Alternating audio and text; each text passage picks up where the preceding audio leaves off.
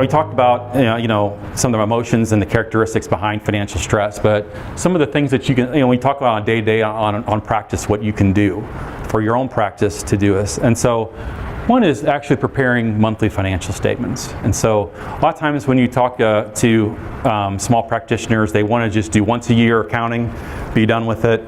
I'll just do it for the tax return, get that out of the way, keep on going. There's plenty of vets that do monthly, but the idea about monthly financial statements is accountability. And so if you're looking at something, and here's the correlation I'll draw.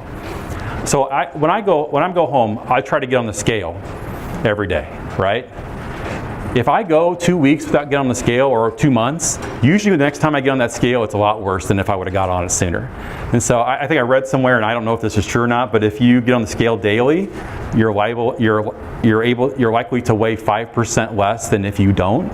And I don't know if that's true or not, but I can surely see if I look at that number every day, or if I'm eating something that night before and I know that I'm going to be on the scale the next day, how that's going to affect my idea of, do I really want to eat this whole bag of nachos, or something. So it's kind of the same thing when it comes to monthly financial statements. It's a pain in the butt to monthly get these, and it's more work to get them done. But what you're doing is you're rewarding yourself with accountability. Being able to take a look at how things are, even if they're bad, kind of like the client I told you before where she didn't want to look at the bank account.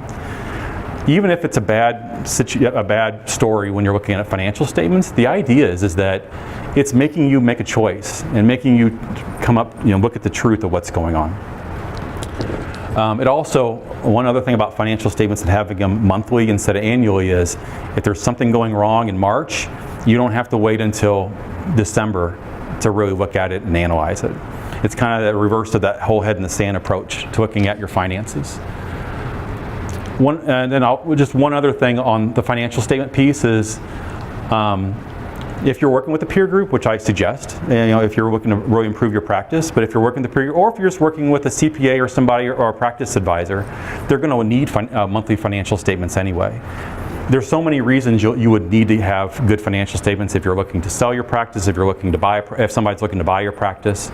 So it's a really good idea from the get-go to start thinking about having that.